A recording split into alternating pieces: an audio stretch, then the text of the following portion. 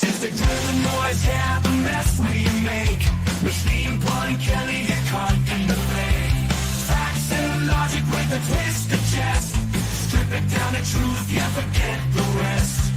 Human blood blows the lies right out of the park. Look beyond the shadows that set the dark. Sparks of laughter fire up the night, bringing clarity when they blur the fight. Cut through the chaos, yeah, the tangled lies. Pun Kelly with the sand clear eyes. Truths and jokes gonna rock this show.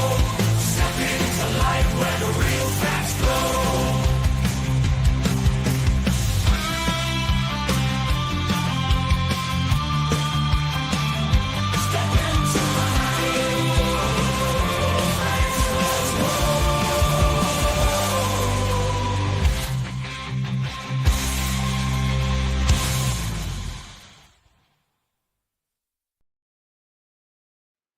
Hey there, and welcome to the Pun Show. As you will notice, I'm not wearing a t-shirt today. It's like in the 50s in Texas. But, some days are better than others. Today, I'm going to spend the majority of the time on the healthcare savings accounts, the proposal that the Republicans are putting forward to replace the Affordable Care Act, and I'll get into it later, but just suffice to say that it's an absolute disaster. It is exactly what you would expect it to be. It is good for rich people and bad for middle class and poor people. And I'll go into all the details of why. This time I got smart. I did something I haven't done in the past. In the link, in whether you're on YouTube or Twitter or on Facebook, there's a description thing that has all the dashboards that I'm using. So if you want to actually click on the dashboard and look at it and explore around, you can do that. I'll show it on my screen. You don't have to, but if you want to look at it for later, sometimes people are asking me about, where's your proof or whatever. All the they're all linked. They all have source data, so you can look it up and see for yourself if you think it's true or not, that I'm not making it up. But anyway, hopefully, and you can share those with your friends or your family, or the MAGAs that are arguing with you. They just share them away. But for each of the main topics I'm talking about today, I'll have one of those. And yesterday was actually kind of fun for me, even though it might not have seemed like it, because I got a lot of, like MAGA trolls, kind of pushing, like trolling, I guess would be the word. And I'm not afraid of pushback. I'm not afraid of being challenged, and I'm actually very open to learning new things and to hearing feedback. But I've got a few rules of engagement I'd like to address. First of all, like just insults, like libtard is not an actual debating tactic. It doesn't mean that you're right if you can use a 5th grade insult.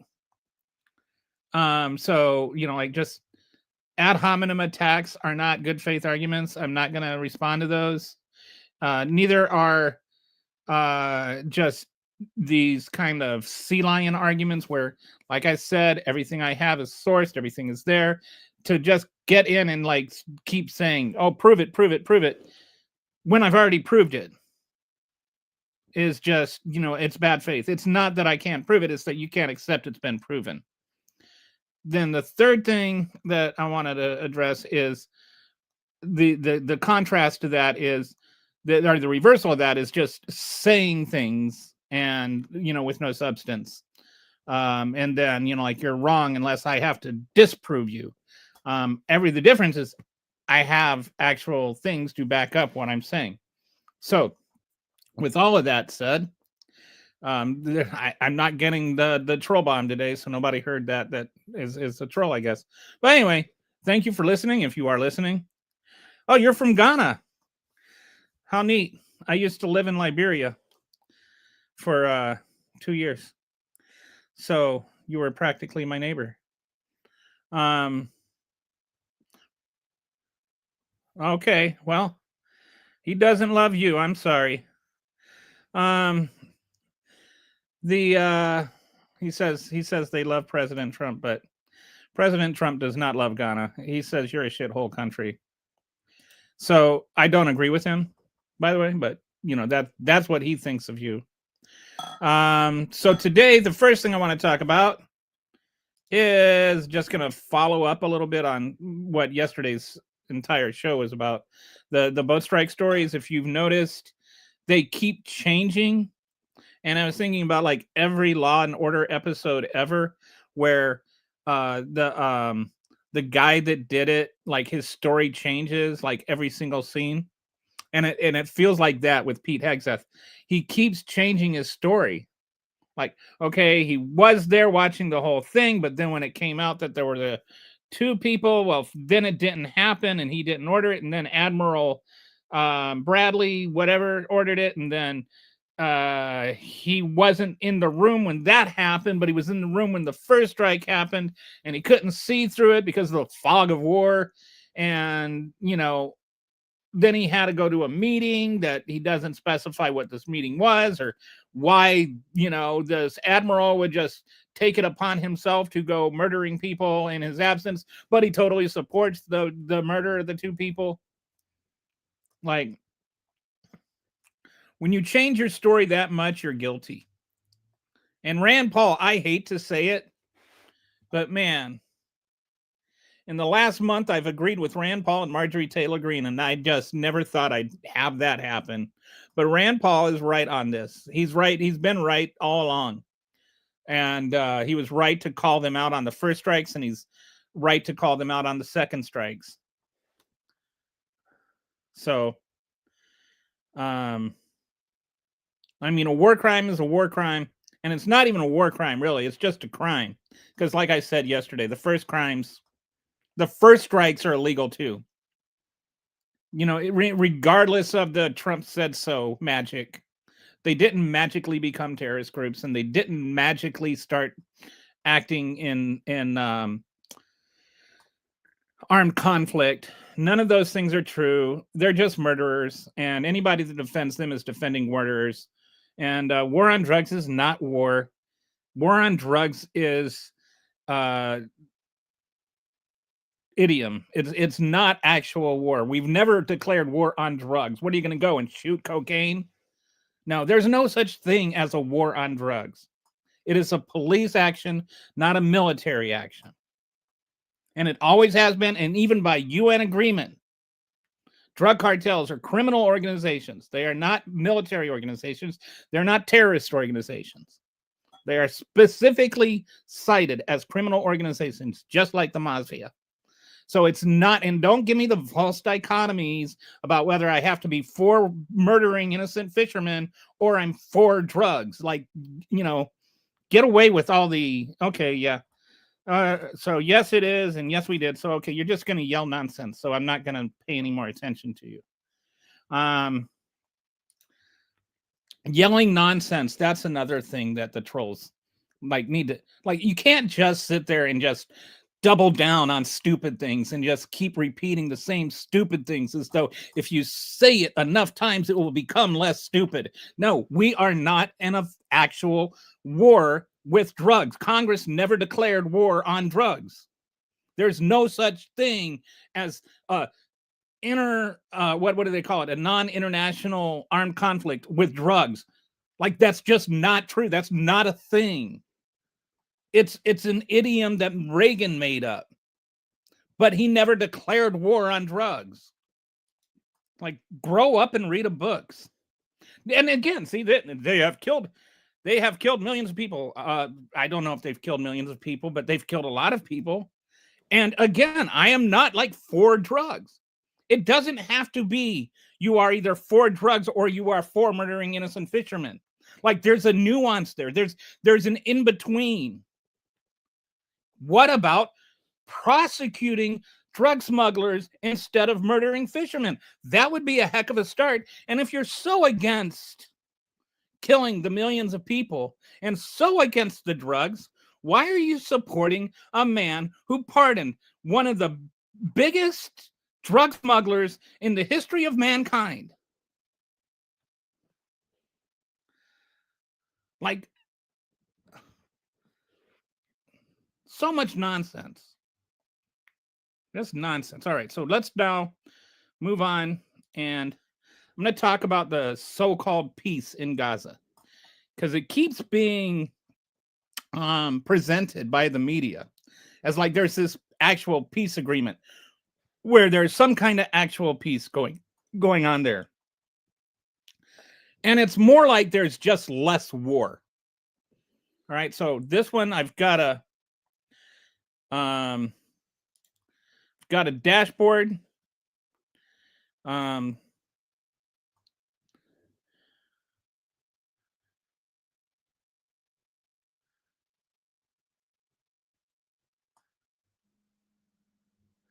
Uh-oh, hang on.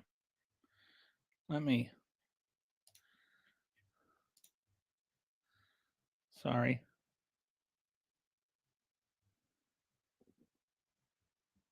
I messed up. Thought I had this all set up. Give me just 1 second here to go to my. So anyway, how's everybody doing? This is all right, here we go. Almost there.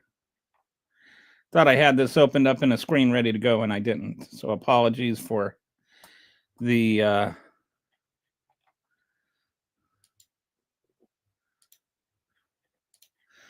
for the awkward silence here, but we're ready to go. All right, here we go. So here's I've got this all set up now, and Gaza. Okay, share.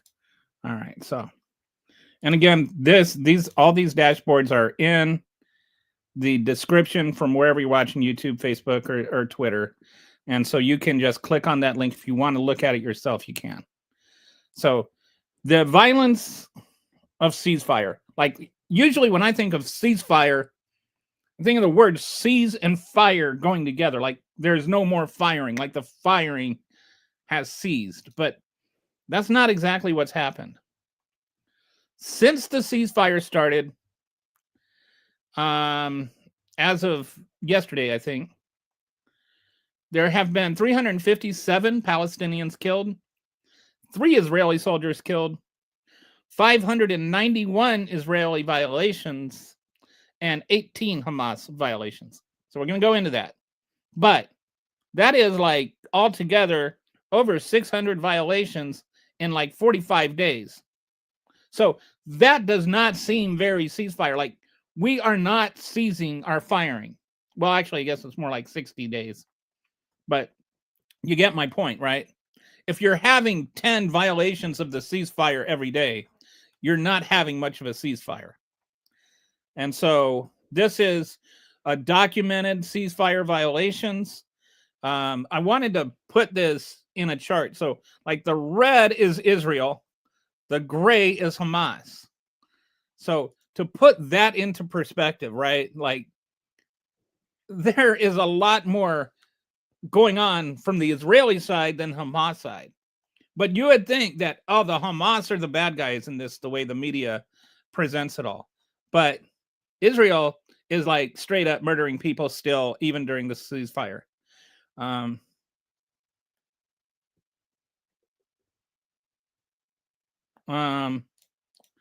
So who dies in the ceasefire? This is like, to me, it's not just about Israel or even Hamas, because I think that the justification for a lot of the people that are on the Israeli side, that like Hamas is bad. It's like another false dichotomy. False dichotomies, by the way, is like the Republican favorite way of arguing. It's when you present things as only 2 options. Like either you're for drugs or you're for murdering people. Like you can't be like, I'm against drugs and murdering people and I'm for prosecuting drug smugglers. Like that seems to be, to me, a very reasonable position.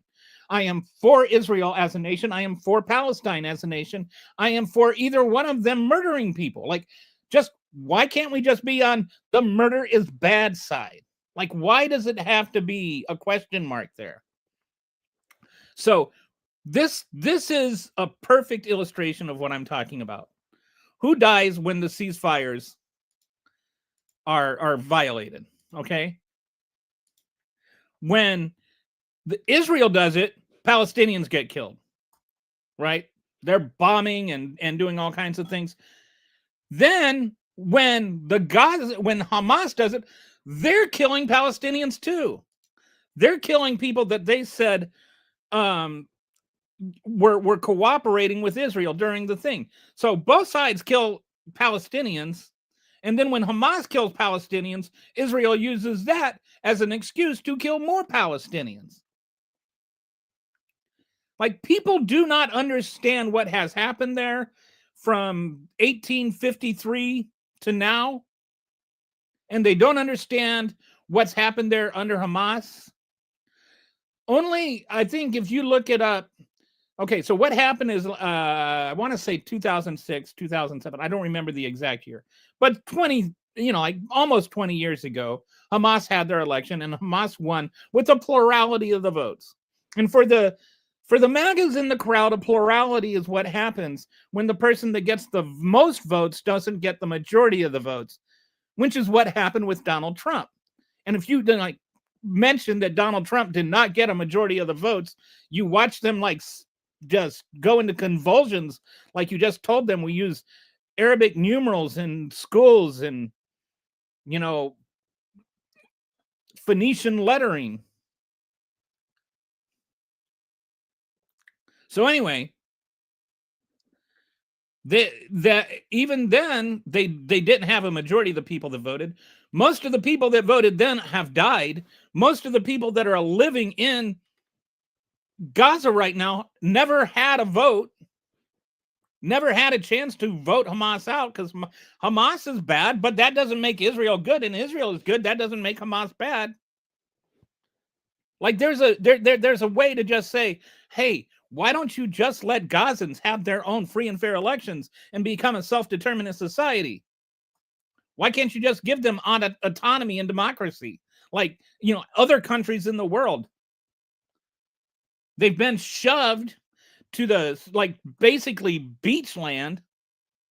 They're almost getting shoved all the way out into the sea, like millions of people, by international laws that they didn't set. They didn't decide to give up their homes. It was decided for them. Look up Nakba. Look up what happened. If you're an American and you know about the Trail of Tears, Nakba is like the Trail of Tears, but it was for Palestinians. They have been treated horribly as a people for the last 100 years. So that doesn't mean that I'm like a Holocaust denier. The Jews were treated horribly for 2,000 years. They wanted to go there because they were treated horribly. But this is both sides have been wronged and both sides have done wrong. And it's nuanced and it's complicated. And most people pull their opinions on Gaza and Israel out of their ass, and they don't know what they're talking about. If you don't know about the Ottoman land changes in the 1850s, you do not know about what the situation is there. Because it's not about religion.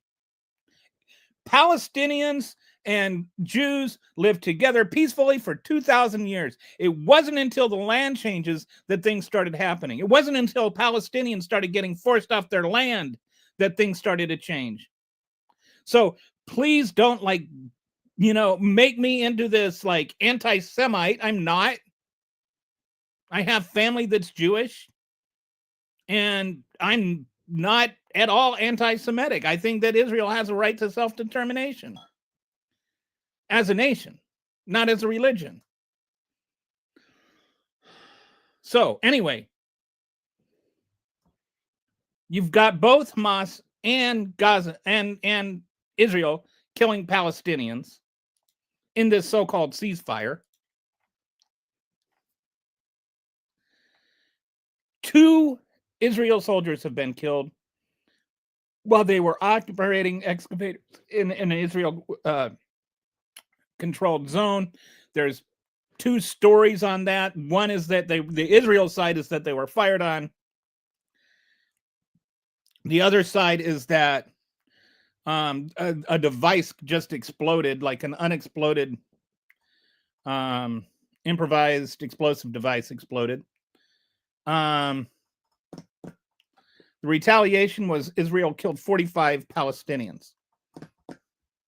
The other side of that is that Palestinian, or that Hamas fired on them, but this was like, even Hamas denies they did it, and it's complicated. There's like some people are like, I think Hamas is saying that with the other one, there were people that actually fired on Israeli soldiers, but these are people that are on the other side of the yellow line, like on the Israeli side of the line, and they don't have any control over those, and so they're like saying it's not us.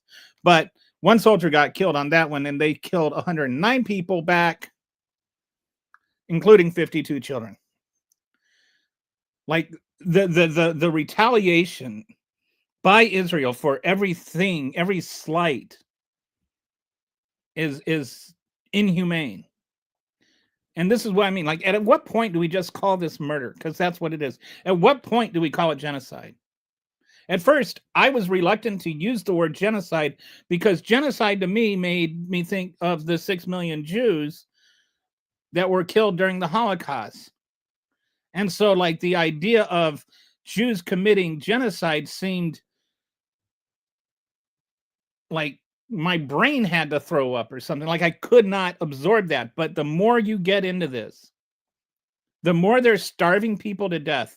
They were supposed to, I think there's humanitarian aid. It was supposed to be 600 trucks per day. And its actual limit, they've been up to 300 a day. And that's not even accurate. Like, that's the high end. That's not the average. On a good day, they get 300.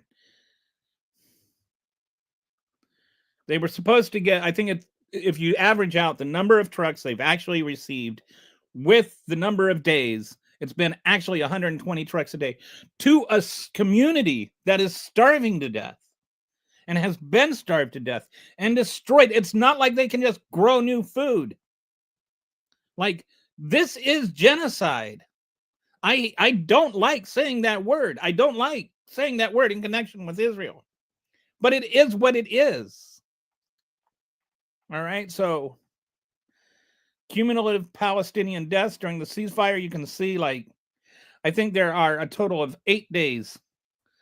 Since in the 50 days since we started the ceasefire, there are 8 days where there wasn't any casualties. There wasn't any fire. So there's no ceasefire.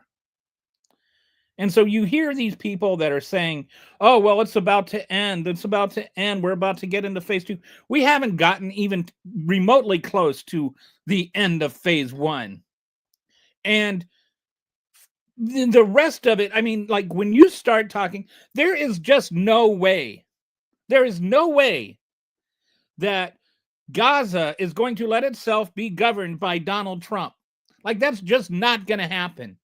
That would be like AOC taking over the Republican Party or something. Like, it's just not going to happen.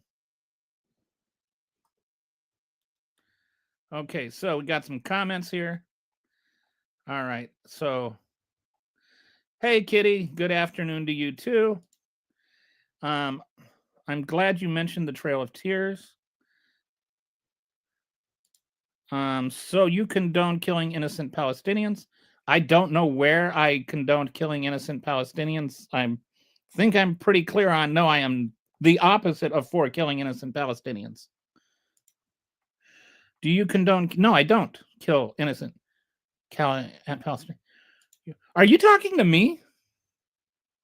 Because I don't know. Or is there somebody that I've got muted or something? I don't understand where you're coming from, where you got this idea that, like, I'm pretty clear that I'm saying everything Israel is doing is wrong. Can I ask why anybody really cares about Palestine and Hamas and all the other crap? Because if you look at the religion, it's kind of disgusting. Well, I think whatever your moral compass is broken.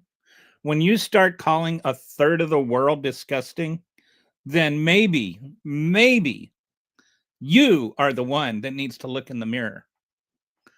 Um, as an American born living in America, I could give a bleep less about what other countries are doing. We have enough of our own problems here.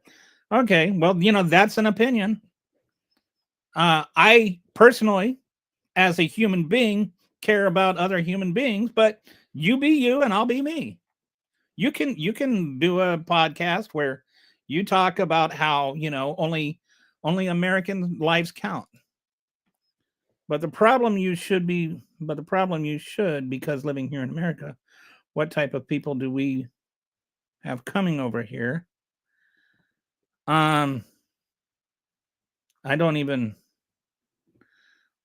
We have people with arms and legs. Maybe some of them don't. I think we need to stop generalizing people at all in terms of like bad, and especially dehumanizing people, making it so that some people are less human than others. Like when people call other people, you know, um, NPCs or whatever, animals, dogs, monsters, all of that kind of stuff. Dehumanizing rhetoric only makes you, um, I don't want to say less human, but what's the word I'm looking? Sociopathic. Human beings are human beings. Stop calling human beings anything otherwise. I won't call Donald Trump an animal. I will never call people animals. I'm finally going to join Costco today. It should be great. Not sure. Oh, are the MAGAs? Are they boycotting Costco because there's Costco suing over the tariffs? Yeah. They've always been a Sam's Club people anyway. The Democrats handing out crack pipes and needles that killing people, but y'all minority losers are okay. Okay. Um, Knowing Stefani, when you go shopping at Costco, do you know who owns Costco? Omega owns Costco. That's hilarious. Okay. Um, Magtards, please boycott Costco. It will be a pleasure for the rest of us all. I don't like using the tard word either. I don't like putting tard on anything. Like I had a son whose child had, or I had a friend whose son had Down syndrome. When I was in Boy Scouts, it was actually my Boy Scout leader, and his son had Down syndrome, and I was like 10, and well, I was actually a weeblo at the time, and so his son comes home in tears because a bunch of kids had sat there and called him a retard, and his dad was crying because this kind of abuse that was happening to his son that he couldn't do anything to stop. And this was like in the 80s, if this wasn't late 70s, early 80s, it's not like you could like, it was a different time in terms of sensitivity about these things. Anyway, I saw that and I never thought about using the word again. And anything that attached to that disgusts me. So I don't like, I think libtard is vulgar. I think magtard is vulgar. Please don't use those words. They are not even listening to you. They probably aren't, but oh well. US MAGA pay for our Costco membership. Okay. I don't know. This whole thing got on to Costco. It is the government that are the problem, not the population. Yes. It's like America didn't become a different people from 2024 to 2025. If the Biden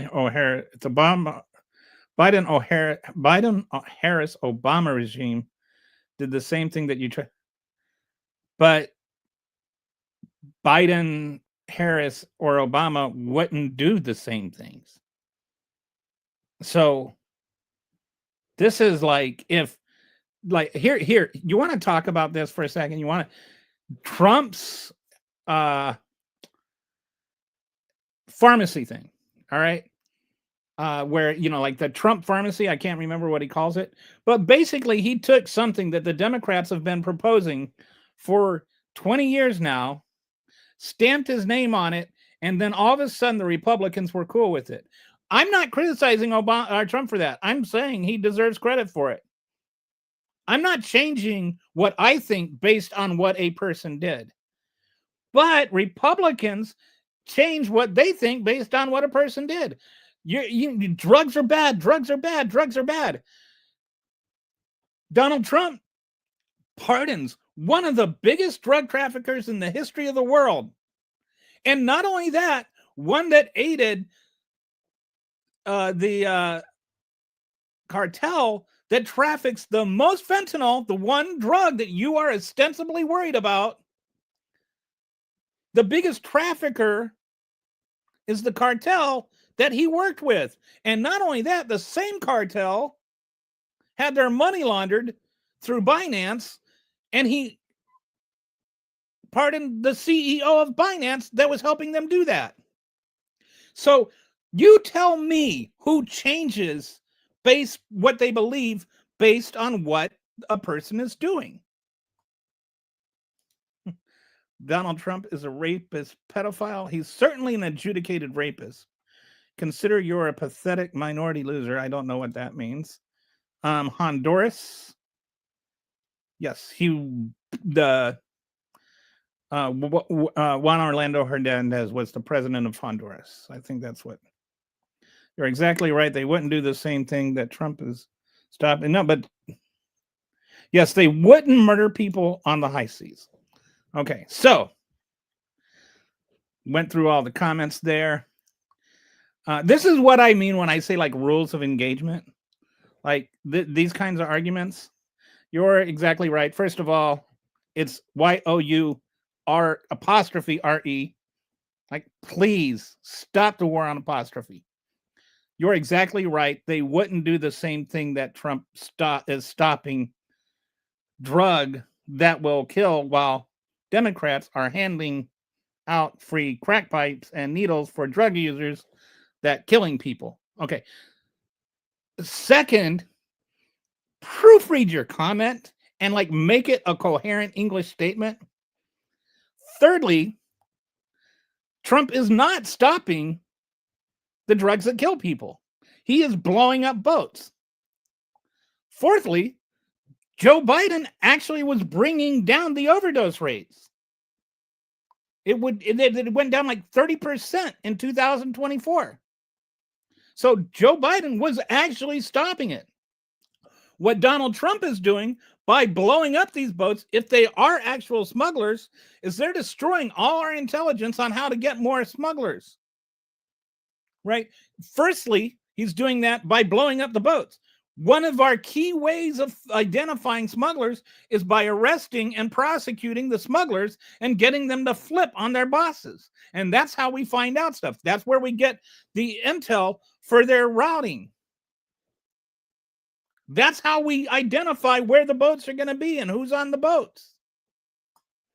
And so we're ruining our intel. Not only that, we also get intel with us shared by UK and Canada, who no longer are going to share their intel with us because we're just murdering people. So if your concern is the drugs, then you should be criticizing Trump. But it's not. Your concern is people are criticizing Trump. So you're defending murder. I have spoken to 6 JAGs who have been saying since September, these are war crimes. There's no question about it. I was in the military. I went through the classes where they told you when you couldn't, like what disobeying an unlawful order is. Like I'm not saying I'm an expert in it. I'm saying I have been taught what every enlisted person is taught. And the very first thing I thought of when I heard about that is, yes, these are war crimes. Yeah, and the drug lord is who I'm talking about. It's Juan Orlando Hernandez. And the others, I think can't think, Sinaloa or something like that. Sinaloa, I think, is the name of the cartel. And they traffic their money through Binance, which the CEO was and founder was a guy named Zhao, whom Trump also pardoned. So he pardoned the guy that was helping them smuggle in fentanyl, and then he pardoned the guy that was helping them launder their money from smuggling fentanyl. But somehow it's Biden's fault. All right, so let's go on. So we were actually talking about Gaza peace, but actually this is kind of the next thing I want to talk about is Venezuela and what's going on there. Because these last two are things that yesterday on the show, people asked me if I could talk about it. And so I did some research and looked it up. The Gaza thing, I was kind of already knowing what was going on, but this one, I kind of had some ideas and stuff, and I'm still not real clear, but it seems like there's something more going on than Donald Trump going after Venezuela for being a narco state. And there's one really, really good reason that I don't think that Venezuela is the country that's exporting a lot of cocaine to the United States. And that's because Venezuela doesn't produce cocaine. Did you know that? Or did you just assume it's in South America, therefore it's a narco country? All right, so let's go into this. He's got 15,000 troops deployed, which means we're spending, I think, about 500, what is it, $500 million a day or something like, no, maybe that's not, maybe $50 million a day. Anyway, we're spending a buttload of money on this whole operation. The oil, I think, has probably got a lot to do with it, because I'll get to that in a minute, but basically because Trump has said things that would indicate that oil has a lot to do with it. We've got $450 million in big oil money contributed to Trump's campaign or to his inauguration or to his ballroom or whatever. He's gotten a buttload of money from the oil industry. And Venezuela has 303 billion barrels of oil, which is the largest reserve anywhere in the world. And 70% of Americans oppose military action there. And I think as we get closer to where, like, he's actually talking about land strikes, I think you're going to see that number go up. I don't think most Americans really feel like we should go and invade Venezuela, especially since, again, they don't actually have narcotics there. So just stepping. Trump tried to invade during his last time. I think part of it is he wants to be a war president. Like, he just like, as much as he campaigned on the no new wars, you know, he's just, he wants to be the tough guy, and he wants to be seen as a war president. He wants to be like, you know, like Roosevelt, not FDR, even though FDR was a Roosevelt. He wants to be Teddy Roosevelt. You know, he wants to be seen as being like the guy leading people into combat. And they are 100% an oil country. They are very, very much an oil country. And so I think it has much more to do with oil than cocaine. Like, what are they exporting? They're not exporting cocaine. What are they exporting? So the narco state excuse falls apart on a few different grounds. The Trump administration claims Venezuela is a drug trafficking hub run by narco terrorists, but the evidence tells a different story. Venezuela doesn't produce cocaine. According to the UN Office on Drugs and Crime, of 3,700 tons of cocoa produced worldwide, over 2,500 tons come from Colombia. Venezuela doesn't appear on production maps. 84% of cocaine seized in the U.S. comes from Colombia, not Venezuela, per the DEA's own 2025 report. Guess who was president in 2025? Give you a hint. It was Donald Trump. Colombia's president, Gustavo Petro. Oil as at the heart of the matter. Trump is not thinking about democratization of Venezuela, let alone narco trafficking. trafficking. So this has nothing to do with narcotics. All you people sitting there screaming about the boats and, oh, how can they be just fishing boats and all that? Look at a map. It's not about narcotics. Then Trump pardoned an actual drug trafficker, right? Honduras. Trump pardoned Juan Orlando Hernandez, the former Honduran president who was convicted of being at the center of one of the largest and most violent drug trafficking conspiracies in the world. If you're not aware of this, the cartel he was working with was El Chapo's. You know, the whole like season 2 and 3 of Narcos, that guy, like the most violent gang leader, drug guy, cartel dude in like history. That guy is who he was working with. That's the guy he was helping. And now Donald Trump's worked out a deal with his son, not Hernandez, but El Chapo's son, to come into the country, and with 17 of his family members getting government protection while he's on a sweetheart deal, and he's probably going to get pardoned before the week's over.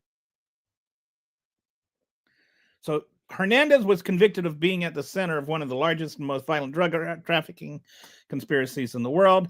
He was sentenced to 45 years for moving 400 tons of cocaine into the U.S. And, you know, you hear people sitting there going on about this, like there's, like Trump said that he was treated very unfairly. Let me explain. There was a 10-year investigation that went into this. This was not like, oh, let's just jam this in. The investigation actually started in 2015 and continued through Trump's entire first term. So the idea that this was something that Biden manufactured is insane. It's ludicrous. It's just Donald Trump, for other reasons, wanted to have this. Because he's trying to manipulate the Honduran election. Pardon Hernandez. But if you're so concerned about the drugs, I'm telling you, I'm asking you, MAGAs, can you please have this honest thought? If you are concerned, not asking this rhetorically, I'm asking you to probe with your brain the thought. If you're concerned about drug trafficking, why are you not bothered by him pardoning Juan Orlando Hernandez? Don't tell me Venezuela's about drug trafficking when Venezuela doesn't export cocaine and he's trying to get rid of, and he's pardoning the guy that does. Okay.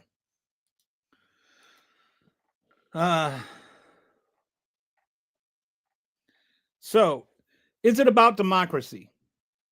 Like, and this is another one of those false dichotomies. Like, people will say, oh, okay, so I get my M's mixed up. There's Mercado and Mercada. Okay. So anyway, Maduro, sorry, not Mercado.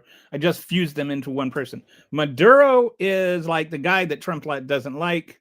Mercado is the other guy, but he's not really there. He's in Spain right now.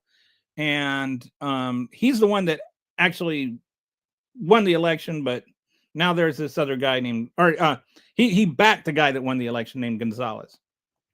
Okay. So what the Republicans and Trump want to do is they want to, and Maduro legitimately stole the election. Like, the UN says that, Biden said that. This actually, the election was in 2024, and Biden and his administration said that the election was stolen. So it's not like, because I think sometimes we make everything that Trump is for, we must be against. Trump is right that Maduro stole the election. I just don't think that that's the reason that he's doing what he's doing. I think that's an excuse to do what he's doing, because what he's not doing is he's not advocating for Edmundo Gonzalez, who won the election to be put in his place. He wants to run a puppet government from the United States. He wants to run Venezuela. He wants the oil. So the election was stolen, but he's not like some Democratic champion here. He's going to just steal the country under the pretense that Maduro stole the election. And I know this because Bolsonaro tried to pull a Trump in Brazil. He was president of Brazil. He lost the election. He tried to throw a coup to keep it. And then he got, they did it right and tried him and convicted him. And so then Trump puts a 50% tariff on Americans to buy coffee because he threw a temper tantrum about Bolsonaro. So why are you so upset about Maduro stealing an election, but you're okay with Bolsonaro stealing an election? Or for that matter, yourself trying to steal an election. You are not the champion of democracy. And you're not trying to restore the guy that actually won the election, Mr. Trump. So, no, that's not about it. It's not about narcotics because there aren't any. And it's not about democracy because he doesn't care about democracy. So what is it about? And I was like,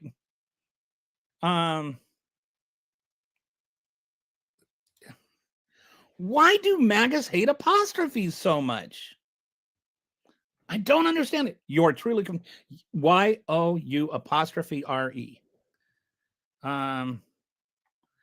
Treasonous, lying, fascist, pedophiles, Republicans. MAGA has taken over. I think you meant MAGA. Trump is doing an excellent job. Dems did a bleepy job. Okay. That's an opinion. Why do you want illegal immigrants? Okay. Iraq 2.0. Yes. I think that, and it's probably much, I think he even lamented that we didn't keep Iraq's oil.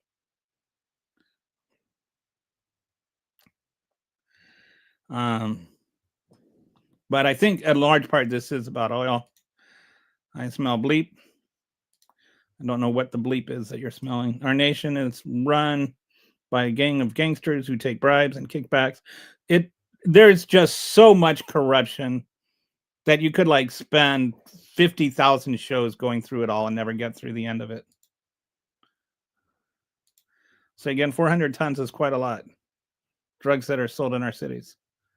Yes. 400 tons is, I think it's 50 million doses of cocaine. Apostrophes are woke like the Oxford comma.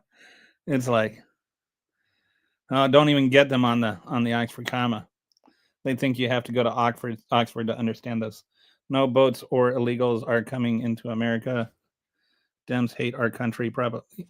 Like, what is NC and like? What was that supposed to be an argument? Was that supposed to be a rebuttal of some sort? Like, do you think you said something relevant, or do you talk like this at home?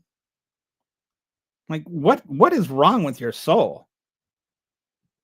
Like, why do you hate everything so much? Like, man, some people are just so hateful. See, this is what all they can do is just insult. They can't actually like make a cogent argument. It's either a straw man or false dichotomy or an ad hominem attack. They can't actually argue. The drugs got bad because Joe did nothing but sleep and bleep his pants for. Just such a weird take. You're also weird. All right, so, but I read your comments. You guys can feel good about yourselves and all glowy inside. So, but my goodness, like I really, really would challenge you to think. Okay, so gonna scroll on down to what I think it could actually be about, and as Kitty has said, oil. Venezuela has the world's largest proven oil reserves, 303 billion barrels, 17% of the global reserves. I think that might have more to do with it than the cocaine they're not trafficking. Especially when you have, oil and gas executives donated almost $500 million to get Trump elected. Chevron has operated in Venezuela for over a century and wants expanded access. Opposition leader Mercado told oil companies, "We want you here, producing millions of barrels a day." Trump in 2023, and this is where I mentioned earlier that I think it's in part because Trump said so. Trump in 2023 at a campaign speech, when I left, Venezuela was ready to collapse. We could have taken it over. We could have gotten all that oil. We could have gotten all that oil. What do you think the odds are that some of this has to do with getting all that oil? He was thinking that in 2023. He ran on getting that oil.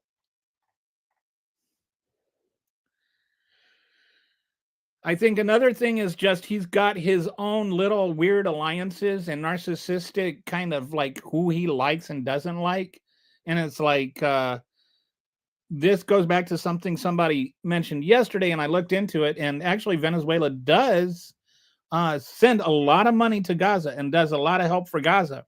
There's kind of a relationship between Venezuela and Gaza. And Netanyahu does not like Venezuela. But Maduro is one of Netanyahu's loudest critics and strongest Palestine supporters globally, the guy that's, currently illegally holding office. Venezuela cut all ties with Israel in 2009 and hosts international pro-Palestinian conferences. Venezuelan opposition leader Mercado literally asked Netanyahu for military intervention. And so you see this, like there's this kind of Israel versus Palestine thing just internally in Venezuela. Venezuela is aligned with China and Iran, though Trump admires Putin. So this is what I mean when he's like, he's got his despots he likes and he's got despots he doesn't like. Like he likes Putin, he likes the hungry guy. He likes Kim for some reason, or the Korean guy. He likes some despots, he doesn't like other despots. I don't know. I think it's whether or not they say nice things to him. Marco Rubio has had a long-standing goal of overthrowing leftist Latin American governments. His family comes from Cuba, and so he's got this kind of thing about that. And we've overthrown, we have caused and effectuated regime change 45 times in Latin America since 1903. Maybe the instability that is driving out people and causing the mass immigration, maybe all that political instability that is causing the immigration crisis is due to us constantly destabilizing South American societies and South American governments. Just a thought. Maybe we bear some responsibility for all that, and maybe this is doing more of the same. Again, if you want to control the immigration crisis and you don't want to just dehumanize people or whatever, or make them terrible people for wanting to come here, there are two factors that go into these kind of asylum things. There's the push and the pull. All right. The pull is we come over for something better. The push is get out of here because it's that bad. And we focus so much on the pull, like make it, Kim Jong-un. That's the guy I was thinking of. Thank you, Donald. We focus so much on making them not want to come here. If we make it so horrible that they'd rather stay there and get murdered by cartels than try and traverse the continent and come through here where they get treated even worse. Is that the kind of nation we want to be? Is that the kind of people we want to be? Why not instead do what Kamala Harris was actually doing well and effectively? Using U.S. corporations, getting them to invest money into these countries as businesses, not as colonizers, not as government regulators, but to increase prosperity in South America so that people want to stay, so that governments can be stable. Like, why don't we help the governments there? Why don't we stabilize the democracies there instead of constantly destabilizing it? If our goal is to reduce mass immigration, we're not going to do it by closing the border. We're going to do it by reducing the desire to come here.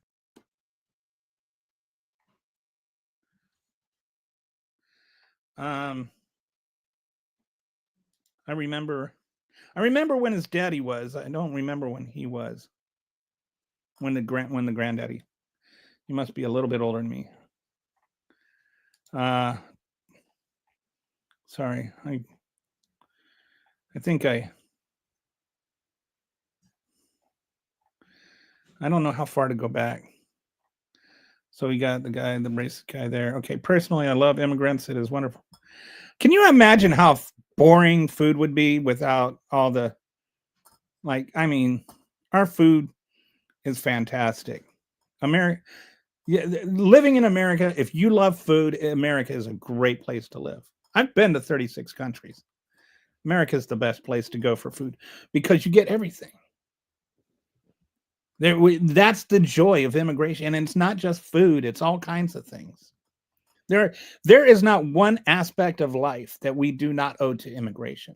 Not one aspect to American life and culture that doesn't get attributed to immigration.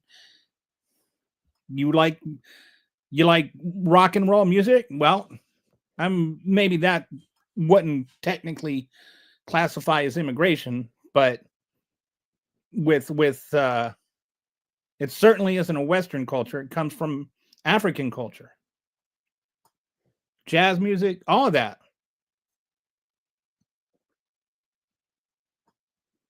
Hollywood, Eastern European Jews.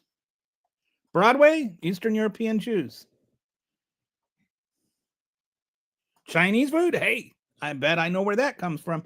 Like, so much of what we do as a society, and it's our wealth too. Google immigrant. You want to talk about Tesla? Would we know what Tesla was if it weren't for an immigrant?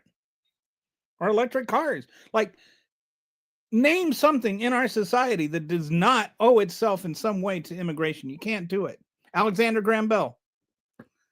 Think he was the son of an immigrant. Trump cleared out factories to allow Americans to get their jobs. Many stole. Dems need vote. Yeah, that's just nonsense.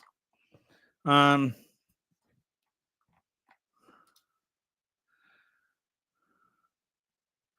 be my cat box. It would be Iraq 3.0, Desert Shield, Storm. Yeah, that's true. I've mentioned this on the show before. If you've never heard of Project for the New American Century, go ahead and Google it. It's really fascinating. Kim Jong-un, yeah. Sleepy Joe didn't stop oil production. Guess Joe Biden didn't stop oil production. I remember when okay. 2 deals for millions to go to. Can you please at least put down coherent comments? 2 deals for millions to go into Dems offshore accounts. Very dirty. Okay, that's just like wacko conspiracy nonsense. Yes, we don't want them here illegally, dummy. What about the ones that are here legally? that Trump is trying to like make illegal retroactively. Because it's starting to feel a lot more like you just don't want people of color here. Shout me out. Hi there. I'll shout you out again. I don't know how Slider Z 2650. I don't know how to pronounce that. It repulses me concerning what was a free world nations have become. I agree. Okay, we got somebody keeps typing 67. I don't know what 67 means. Is there some sort of meaning to that? Is that like 7-8? But it's like 6-7 now. It's like what 6-7 is going to be when it grows up is the 7-8. Dems pocketed much of the money. They are the dirtiest scumbags. Okay. I have no idea what you're talking about.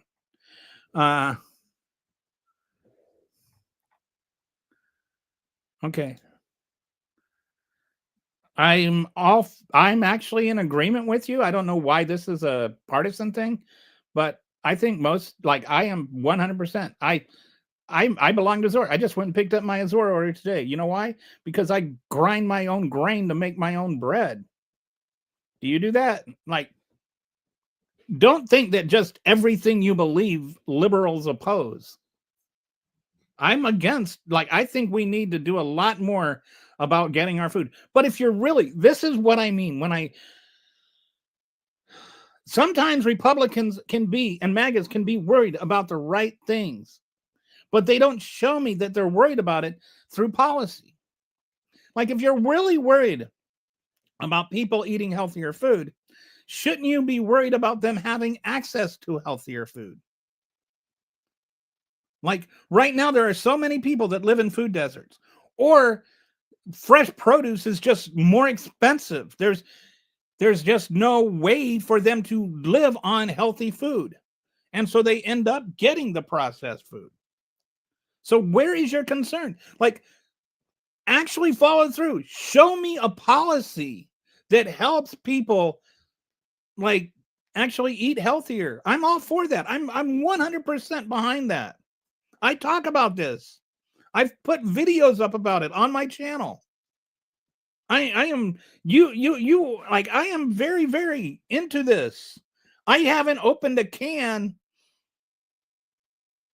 to eat other than canned tomatoes. I'll use canned tomatoes, but that's it. And then it's only if it's only just the tomatoes. Other than that, I don't open cans anymore. I grind my own grain. I mill my own flour, dude. So I am not like sitting there gonna defend McDonald's. I don't know why everything has to be this. If you're for something, the liberals must be against it. Have also been to other nations. You cannot give the Schrodinger's immigrant. You cannot say that they are stealing your jobs. Yeah. Did you get that from me, Kitty? I've been talking about Schrodinger's immigrant. I think it's a good way to put it. It's like, they're stealing our jobs. They're stealing our jobs. Oh, and they're still lazy and they're just living off for taxes. They're stealing our houses. They're stealing our houses. Oh, they all live in the same house. Wake up, America. You're in a war. You just don't know it yet. I'm not going to read that. He doesn't. I don't know who doesn't what. Sorry, I meant to say you cannot give the Schrodinger's. Yeah, I understood what you're saying. Like you're talking to somebody else to.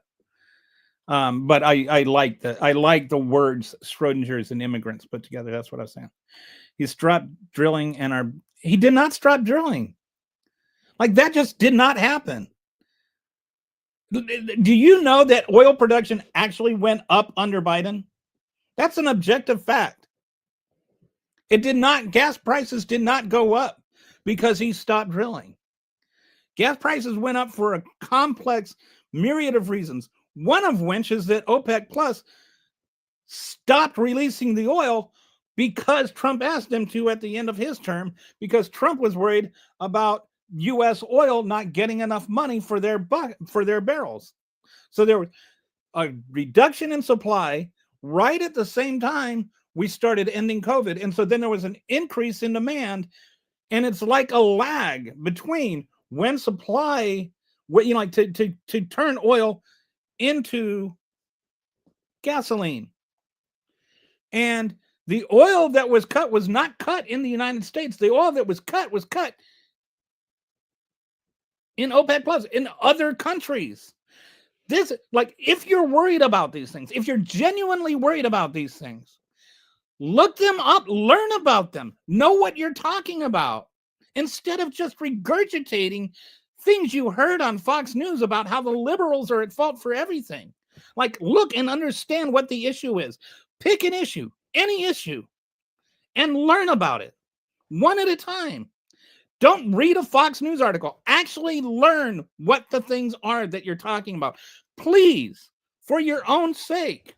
I'm not trying to win an argument with you here. I'm trying to help you as a human being to understand how the world works.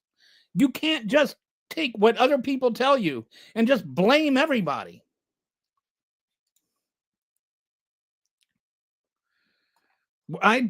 There's different things going on in different countries.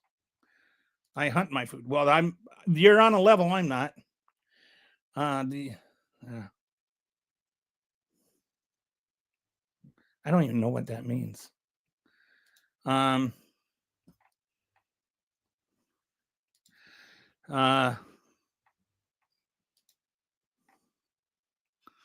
Okay, thank you, Kitty. All right. So, is there anything important to say here? France serves healthier meals for students than the bleep they have. Yeah, I think that there is, Mad Rush. We need to have healthier food in school lunches. I remember when Michelle Obama tried to do that, and a bunch of Republicans got really, really angry with her because she was saying, like, hey, kids, diet and exercise, or eat healthy food and exercise. Now it's maha, maha, maha. Everybody's like acting like RFK Jr. invented the idea of eating healthy. While he's like, here's another one for you. RFK Jr.'s idea of making America healthy again is that the poor people that are fat take Ozempic and keep eating the processed food that you're saying is bad, rather than help them get healthy food. Like, if you want people to eat healthy food, then explore what the issues are, why they are what they are, and how to make them better. Don't just like stick on your team and say, go team. It's like when I wrote about basketball, and it would be like, the Knicks fans were especially bad about it. They were especially annoying because every year, no matter how bad they were going to be, I would get just slammed by all these Knicks fans saying I didn't have enough respect for the Knicks. Lakers fans were really bad too. Like, oh, why are you being so hard on the Lakers? And it's like, I'm just being objective. And, it's like you're taking my not having your bias as me having a bias. All right. Learn enough to doubt yourself. Like, I know that I'm learning because I change my mind on things. I learn things. I become aware of things. Those new things make me go, I never knew that, or I never realized that. And so I adjust my thinking. We need to take the shame out of flip-flopping. That's not flip-flopping. That's learning. Learning is a good thing. We need to become a nation that learns again.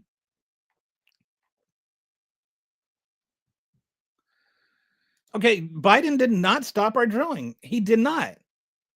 Okay. So that covers the Venezuela thing. I know we haven't been talking about Venezuela for a while because I went through the comments. And it's kind of funny going through the comments because it's almost like, why do I even try and talk about anything else? Because the comments are all over the place. But hey, here we are. So the next thing I want to talk about is the main thing that I wanted to talk about is that the Republicans have been discussing having a new. They finally got a plan, an alternative to the Affordable Care Act.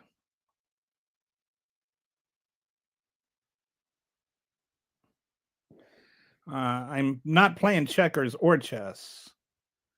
And I'm not saying it's about Republicans or Democrats. I'm just like right now worried about reality versus fiction, in all honesty. But I will say I agree that there's a lot more rich versus poor, and that's been the history of our country. If you go back to the founding of the country, it's always been. There's a book if you ever get a chance to read it called White Trash, and it's a history of how our country has a history, hundreds of years of history of using pigmented people to scare poor white people into empowering rich white people by saying if those pigmented people are going to take this from you. And it was true before the slaves were freed. If you freed the slaves, they're going to take your jobs. And then it was free after slavery. Oh, well, they're going to take your jobs if we don't have sharecropping, or, you let them go. If you're in the North, the black people are going to come up and they're going to steal your manufacturing jobs. We did it during the Industrial Revolution. We did it during World War I. We did it during World War II. After World War II, when we had all these funds for people that had gone to college or to go to college, it wasn't black people that were getting that. When we had mortgages, it wasn't black people that were getting those. And when they bought houses, white people would leave and plummet the value of the homes. So black people couldn't build wealth. You can talk about how DEI is, like this terrible thing, or critical race theory, but we are historically a nation that is entrenched in racism, all while we're incredibly a culture formed by races. It's an irony that's almost impossible to understand, but it's there.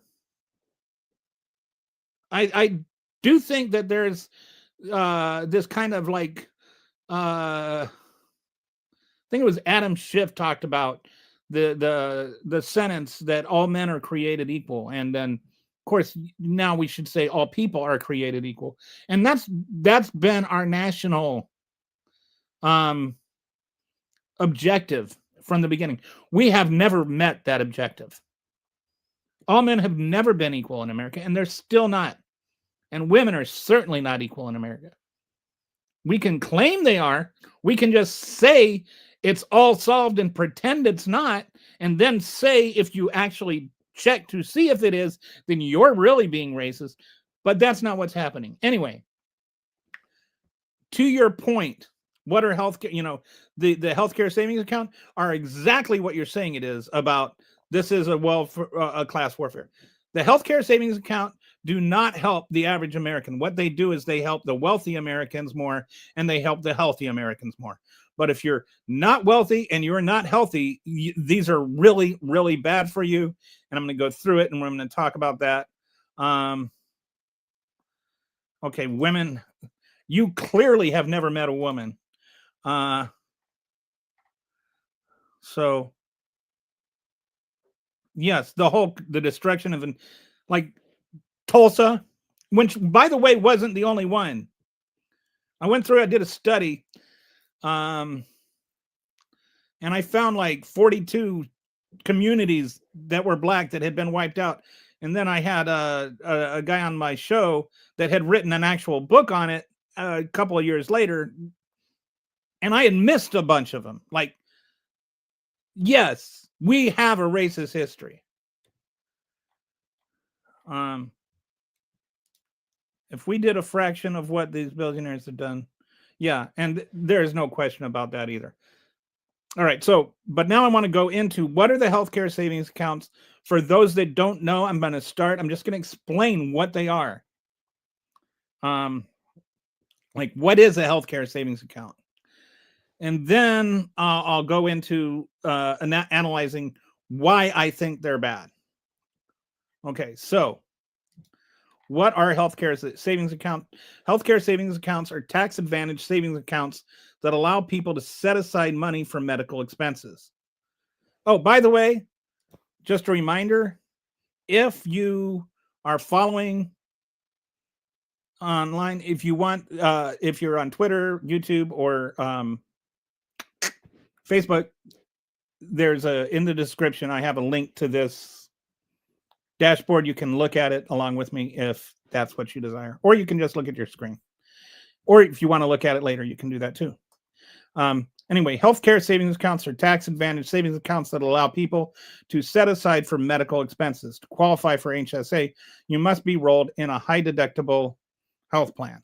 So what the idea is that you have this high deductible health plan, and then you have a healthcare savings account, and then that savings account can pay for your deductible if you need to pay for it. Simple enough in theory, not so great in execution, and there's a lot of reasons for that. Okay. One of the big incentives, and the reason that rich people want this is because the tax benefits. Any money that you put in a healthcare savings account isn't taxed. So it saves you money on taxes. It does not save you money on healthcare. It saves you money on taxes. When you hear John Toon or whatever, these people that are pitching it saying it's going to save the average family $1,000 a month, it's not going to save the normal family $1,000 a month. It's going to save the family that can put all their taxes, stock their healthcare savings account completely. It's going to save them money in taxes. It's not going to save anybody money on healthcare. So contributions are tax deductible. The money grows tax free, and withdrawals for qualified medical expenses aren't taxed. Triple tax advantage. So you don't pay money when you put it in. You don't have to pay the income for the money you put it in. The money grows without taxes because, it's got the interest and whatnot. And then when you withdraw for qualified medical expenses, that's not taxed either. So you don't have to pay taxes on any of it anywhere. There are limitations to it, though. You can only spend $4,300 or save $4,300 for individuals and $8,550 for families. All right. Now, when you're talking about a high deductible, I don't know what you're thinking of for a high deductible, but the minimum high deductible for families is $3,300, and for individuals is $1,650. But here's the kicker: you can't, and the tax savings account, that's like you can pay for your deductibles with it, you can pay your copays with it, you can pay for your medication with it, but what you cannot pay for with it is your premiums. Okay? So what they want to do is they want to say, we're going to help fund these healthcare savings accounts for you, but you can't use premiums to pay for it. Unlike flexible spending accounts, unused funds roll over year after year. So if you're like a really healthy person and you've got a lot of expendable income that you can just keep piling up all this interest on, and you're not going to spend $4,300 on healthcare, and you'll have people that won't even spend the money from their healthcare savings account. They'll just spend the money out of their regular account because they're just using this as a savings account. So they can just roll it up. Currently, HSAs primarily benefit higher income individuals. About 60% of HSA tax benefits go to households earning over $100,000. Wealthy individuals in the 37% tax bracket get 37% in tax savings for every dollar they contribute, while someone in a 12% bracket only gets 12% in tax savings. So do you follow me? Like, what that means is if you're in the you're saving money on your tax bracket, right? So if you're in the highest tax bracket and you're putting any money in the savings account, the money that's not going to get taxed on you is going to be more than if you're making $12,000. So inherently, this becomes a regressive tax, but it's like a regressive tax relief. The richer you are, the more it saves you in taxes. And that's barely even the tip of the iceberg, because who has money to save?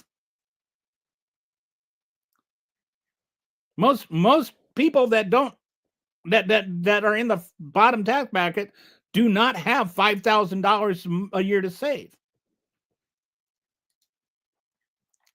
So they're not really saving anything. And then because you can't pay the premiums for it with it, you still have to pay the premium in order to qualify for it. So you save $1,000 a month, but you spend $2,000 a month, you don't come up ahead.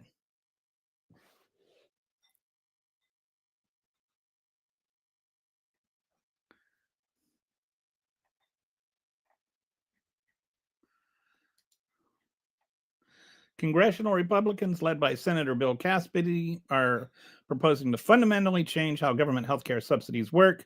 They want to eliminate the enhanced ACA premium subsidies that currently help 20 million Americans. Just want to get rid of them altogether.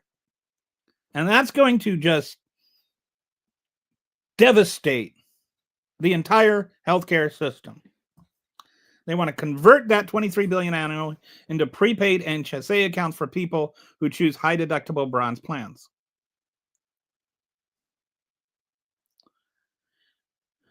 And then government funds the HSA accounts, not individuals contributing from their own paychecks.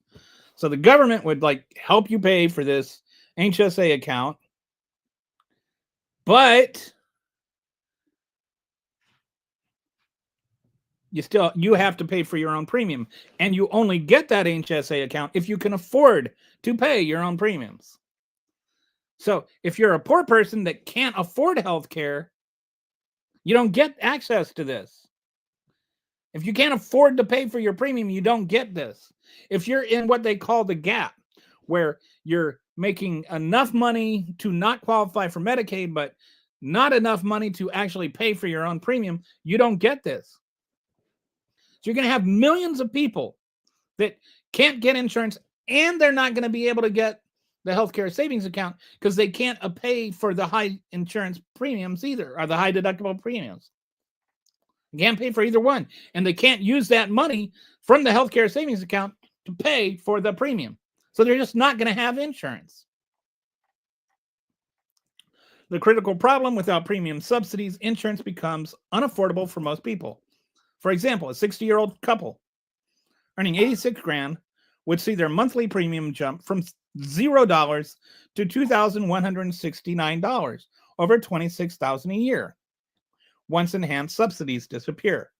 The government might put a few $1,000s in their HSA to help with their deductible, but they'd first need to come up with the $26,000 just to afford the insurance premium, which the HSA can't help with. Do you see what I'm saying? The HSA is worthless if you can't afford actual insurance.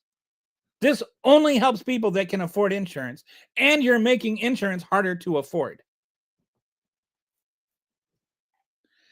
The current reality, current ACA premium okay, and so then Trump says the only healthcare I will support or approve is sending the money directly back to the people, with nothing going to the big fat rich insurance companies who have made trillions and ripped off America long enough. Like he knows anything that he's talking about. I've had multiple people on my show as guests that have PhDs from Wharton on exactly this topic that would laugh at this. All right. First of all, we're still sending money. Like the ACA is not sending money to insurance companies. That is just a fundamentally wrong statement. They are sending money via copayment, or via supplements. That's why they're called supplements. Via tax supplements to people who are choosing which insurance company they want. So I'm on ACA. I have ACA. I can go and I can review my different options. There's a gold, there's a silver, there's a bronze plan. And the bronze plan is the cheapest. And the silver plan is more, and the gold plan is more. And I think the silver and bronze plans, the government helps you out with. The gold plan, I don't think it does, but I might be wrong. And it's up to 400% of the poverty level, which the poverty level is a big joke, which I won't even go into. But depending on how much you make, the government will supplement the insurance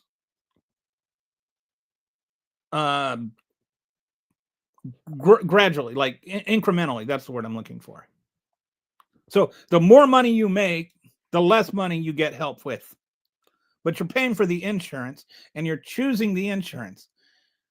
What the healthcare savings plan is, and what the weirdo Republicans are trying to do is they're trying to say you can negotiate with the hospital to get the best rates, as though that makes any lick of sense at all. We were talking about Costco earlier. Why does Costco able to get you lower prices? It's because they buy in bulk, they buy in volume. They have negotiating power because they're buying more of the thing. You could not walk into like the warehouse of the manufacturer and negotiate the same price that Costco is for your household. Insurance companies can negotiate prices with the hospitals because they're in bulk. They're buying in bulk. And the other thing that is not being told to you is that one of the things about the ACA is that there is a kind of cap put on insurance companies. 80% of the money that they pay or that they pay out are 80% of the premiums that they receive have to go toward paying health care. Like, so the other 20% is like profit, overhead, and all of that kind of stuff. So they're already kind of capped. And the Republicans sit there and they try to make it sound like, oh, they're like 20% profit. It's not 20% profit. It's 20% by law is the most, or they have to, like 20% is the most that they can spend on overhead and profit. So there's some operational funds too, right? So this is the Republicans that actually are cheering for more government control over what insurance companies can spend. Okay. So Republicans, they want to take that $23 billion and do supplements. 20 million Americans currently receiving health care. About 4 million would just lose their coverage entirely. And the average premium increase for subsidized enrollees would go up about 114%. And don't think that if you're not on ACA that it won't affect you, because the insurance companies are going to defray their costs other places. So either A, if you are on an employee assisted income or insurance, if you're on employee insurance, you either, if you have to pay for part of it, your part might go up. And if you don't have to pay for it, your paycheck might feel it. You might not get the bonus that you used to get. You might not get the pay raise that you thought you were going to get. All of this money that was going into it and is not now going into it is going to come out of somebody's pocket. It's not like actual healthcare is going to get cheaper.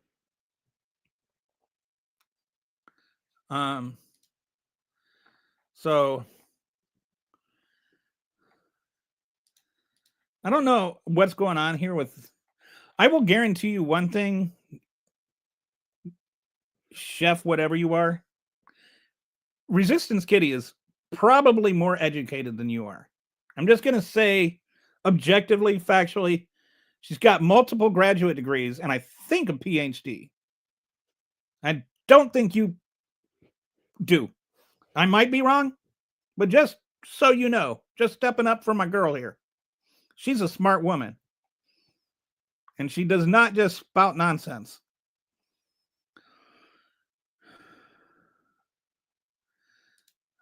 You're in U.S. Okay.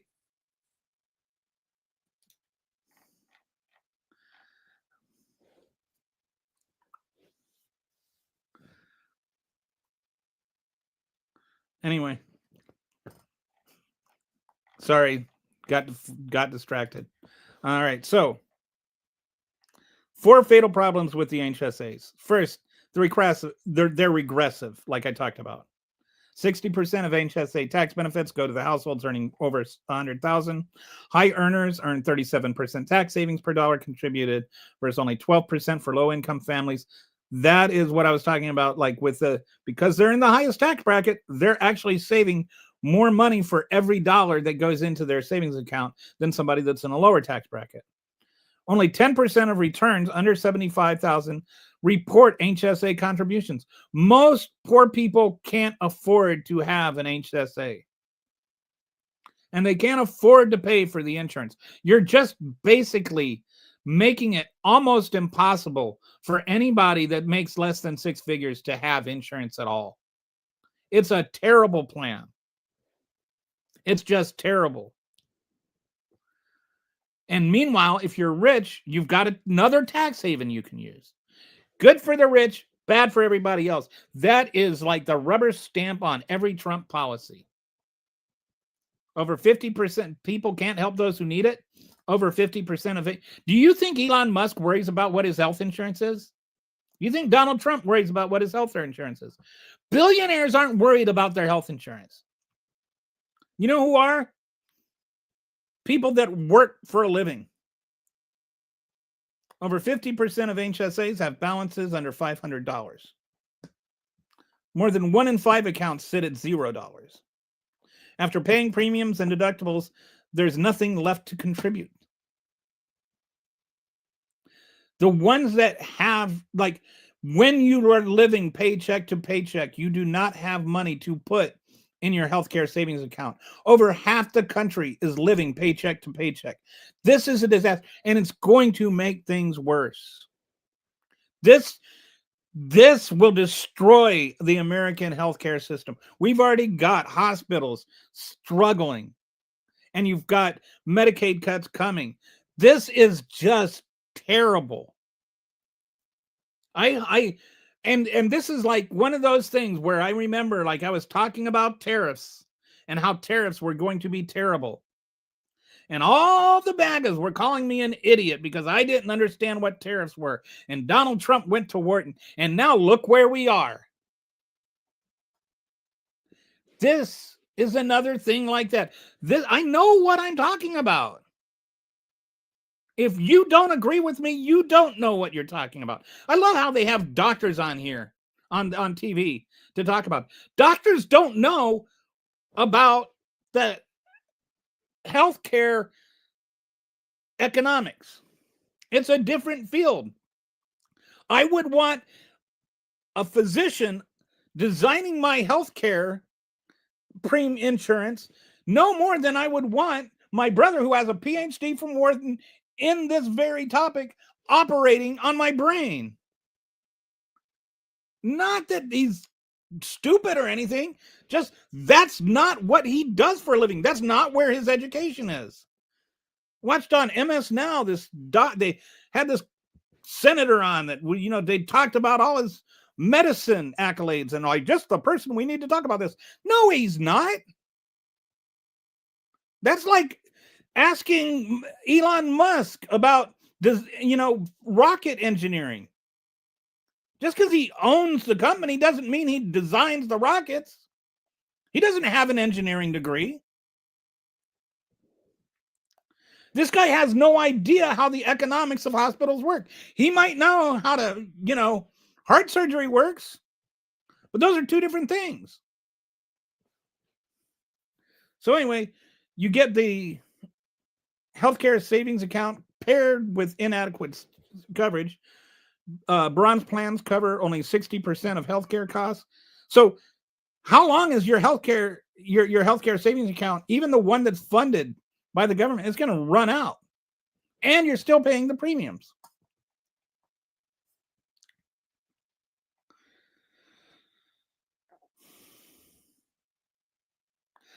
Patients responsible for 40% out of pocket. High deductible plans cause people to cut necessary care. Did I? So so there's something called a death spiral.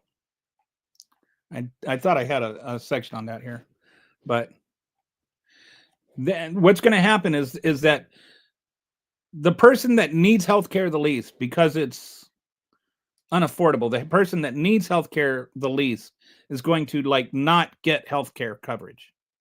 And then the way that the insurance companies work is they try and balance out the risk factors. So then the idea is that, you know, you have healthy people and you have unhealthy people, and they're all kind of mixed in together. And so then the insurance company might lose money on the sick guy, but they make money on the healthy guy. And so then the insurance companies can make money. But if you take out all the healthy people and you only have sick people, insurance companies can't make money on it. And if insurance companies can't make money on it, they stop providing it, which means nobody has insurance. Because the more you take out the healthy people, the more expensive it gets for the less healthy people, and you just spiral. You know, the least healthy person drops out, then the second least healthy person drops out, then the third least healthy person drops out.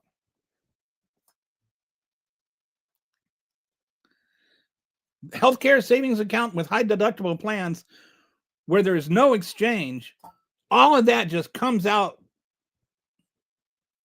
of the wash. And so then you have the other alternative is you just get back into where you can't get health insurance if you have pre-existing conditions.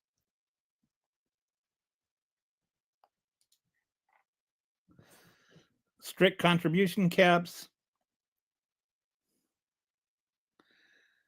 There's just, if you're an individual, if you're a sick individual, like a sick as in physically sick individual, then, and you have a $4,300 a year limit, that means that's, if you have cancer or something, you have an appendicitis. I got appendicitis when I was 22, 23. It was like an $80,000 surgery then at the Mayo Clinic. How many people have $80,000 lying around? Cancer treatments cost well over $100,000. So the math doesn't work. Bronze plans, out-of-pocket exposure, 40% of $50,000 in care. So if you had $50,000 in care that you needed, you got the, you know, $20,000 deductible, and you've got your HSA maxed out for your whole family. You got $8,550. You still owe $11,000. Do you have $11,000 sitting in your bank? Maybe some people do. And the thing is, the people that do are the people that can afford the premiums. So who wins and who loses? The healthy and wealthy win big. The only people who benefit from this proposal are those who can afford massive premium increases, tens of thousands per year without subsidies. Don't expect to need much care. High deductibles, won't worry about them. Max out their HSA contributions. Let the money grow tax-free. Get the biggest tax breaks. So that's who makes money off of this. Rich and healthy. There's been a couple of states that have tried similar plans. Not exactly the same thing, but close to the same thing. Indiana tried it. 60,000 Hoosiers lost insurance right away because they missed the premiums. They just couldn't afford to pay the premiums. Some people moved to inferior plans. That was 300,000. And people disenrolled. Some people just said, forget it, and just disenrolled. So a good chunk of the residents of Indiana ended up losing their insurance. So they claim over 92% of many members continue to contribute throughout their enrollment, but this was misleading. Many people never made the first payment and were immediately disenrolled or moved to inferior plans. The state didn't count them. So all the people that, like, what was it? The So the 360,000, the ones that were left made their payments, but they didn't count all the people that just got dropped in the first place. Arkansas experimented with HSA like accounts for Medicaid. Very few enrollees participated. They only had 7,000 beneficiaries actually participate in premium assistance. They collectively contributed $426,000 in monthly payments. Implementation cost $9 million over 18 months. That's $21 administrative cost for every dollar collected. So that doesn't sound very efficient, right? It's like it costs more money to run the program than the program was worth. Patient advocates pointed to studies showing that financial skin in the game requirements discourage low-income people from getting needed care. The accounts didn't make people better healthcare consumers. Yeah, so there's this whole idea that, if you give people free healthcare, they're just going to abuse the system. That's generally not true. When I was in the Air Force, there were some women, like I worked in the clinic, I was medical administration. For a while, I worked in outpatient records, and there would be some people that would come in every time their kid got the sniffles. But for the most part, and so there was for a while, we should have a $10 copay just to discourage people from coming in for frivolous reasons. But there just wasn't enough abuse to justify it. And the thing is if you're making these things a thing, then you're also making it harder for the people that are legitimately sick to come in and really need care, but can't have it. And then you say, well, what if it's just you get 10 by, after the 10th time? Well, then if you're chronically sick, then you get punished and you're more likely to have to pay more money. So all of this ends up just discouraging people from needing care from getting care. And honestly, the thing to me is, I know this is going to sound like an extremist left-wing radical thing, but I think that the point of healthcare should be people getting healthcare. I think the main goal of it should be healthcare. I don't understand why we're the only nation in the world that can't figure that out. Not everything has to be about making money. Why can't we just be about making people that are unhealthy healthy? Why can't it be about making people that are sick well? Why can't it be about that? Why do we have to have these stupid conversations about healthcare savings accounts versus insurance premiums? I am all for Medicare for all, or a public option. Even if we just had what Obama initially wanted, and I just have a government-run insurance company that's nonprofit, that guarantees insurance for anybody, that supplements the health insurance care. Then if people want to go and give their millions of dollars to the insurance companies, then Donald Trump can have his way and they can get a spanking. Because nobody want to do that. But it's socialism or whatever. But it's reasonable. It's reasonable to just make it so that everybody can get healthcare that needs healthcare. It's unreasonable to me. Any system that prevents people from getting healthcare that needs healthcare, that is unreasonable. That is extremist. Rationalize it away all you want, but rationing healthcare based on income, rationing healthcare based on employment status or who you work for, that is the extreme position. Not saying that people deserve it. All right, so I think that... So the death spiral, this is what I was talking about. I did have it on here. So the death spiral is what happens where people keep leaving the system and it spirals out more and more. And eventually no insurance company, even no one accepting zero profit, can operate with an average customer of $4,000 a month, but premiums at $20,000 or $2,000 a month. Insurance companies can't lose money. Otherwise, they will stop doing business. This is like kind of rational, right? And healthcare is inherently going to be a business where not everybody can, like pay more than they get. Not everybody can pay for all the healthcare they need. So some people are going to need to receive more from the system than they put into the system. That's just a basic biological reality.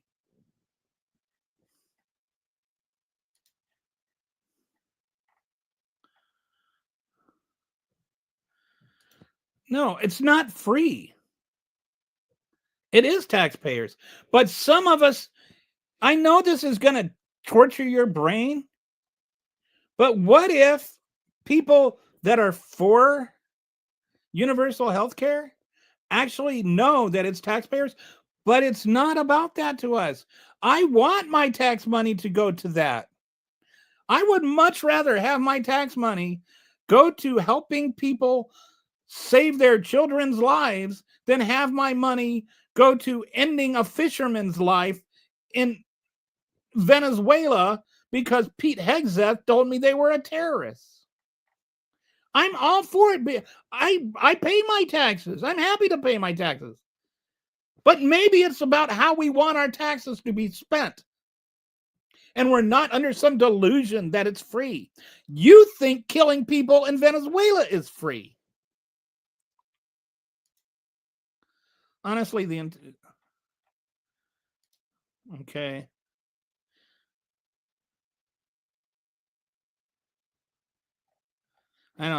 I think Kitty and this guy, I don't know, Dite. Sorry, Dite. I've got some dyslexia, so sometimes it's hard for me to read these names. But anyway, there's an argument going on. It is literally about power and control, because if you don't have insurance and anything happens. Yeah. And have you noticed all of the countries that have universal health care? And you talk about Canada, you talk about France, you talk about England, you talk about Norway, you talk about Switzerland, talk about all of them. None of them are saying that they want to go to our system. None of them are saying, oh, this single payer sucks so bad. I wish we could do like America, where 30% of the population doesn't have any health care at all. Like nobody's arguing for that. Why do you think that all the people that get, insurance paid for by their taxes are not trying to change it? But the one country in the world where we can't do that, you have a majority of the population that wants to change it. Why do we have a population where the politicians are the ones that get to say whether or not you get health care?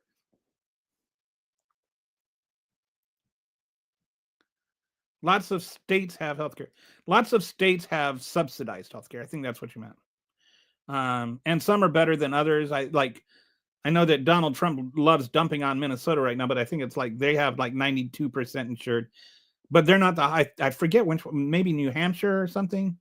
Massachusetts, somewhere in the Northeast has the most. Texas is like the worst.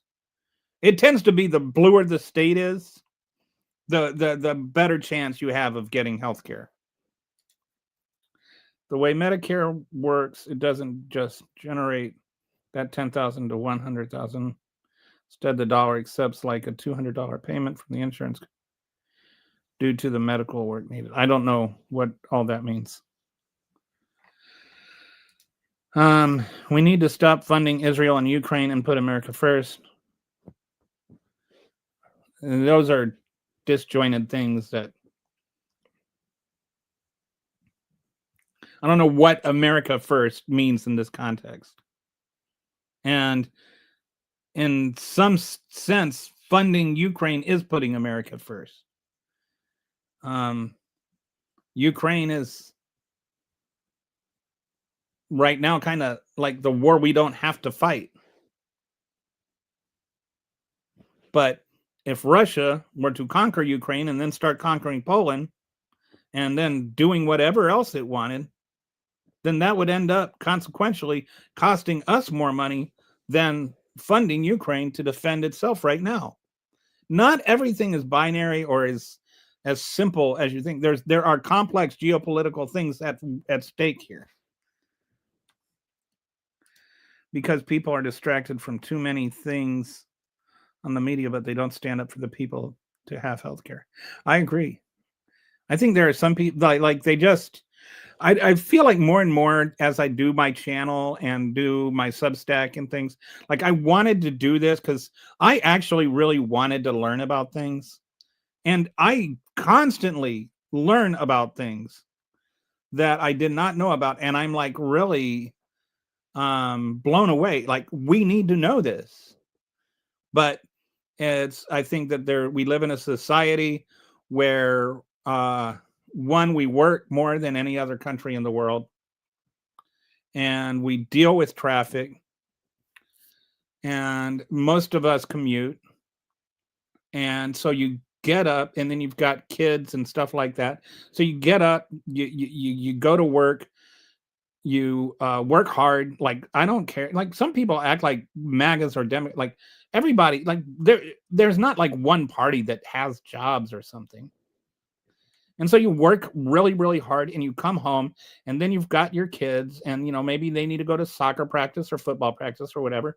You take care of your kids, you make sure they do their homework, you make dinner, you clean the dishes, you put everything away, and now it's like 8 p.m.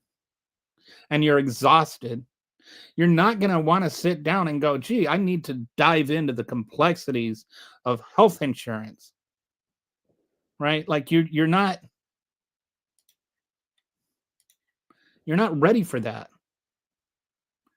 And your brain is not there. And that's why you look at some of the network TV shows that are on at 8, 9, 10 o'clock.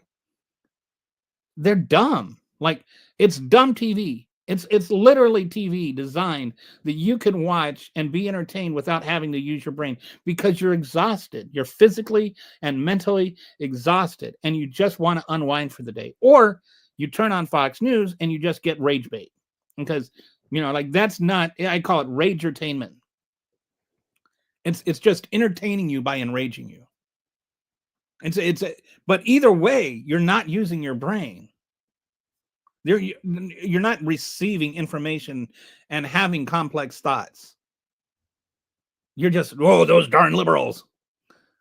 That doesn't help anything. It just, you're being a pawn. So at least, I know that Chef here does not agree with everything I say, but I respect you for at least being on the channel and listening to what I am saying and actually thinking about something that you don't necessarily agree with. Well, America First means free healthcare. Okay, so maybe you don't disagree with me as much as I thought. I think a lot of people, when they say America First, they do not think of free healthcare. Israel is surrounded on all sides, literally, by groups trying to destroy it. So it kind of stopped being defensive. That's a whole other thing. That's one of the, this is what I mean. Like, I actually spent like 8 weeks every day looking at this for like several hours a day, diving into the complexities of what caused Israel and Palestine and what caused the controversy over there. It is not simple. It's not something that you can grasp in like a 5-minute tutorial, and it's not about religion. If anything, it's mostly about land and who owns it. So sorry, there are a lot of comments up here. There was a big argument between Kitty and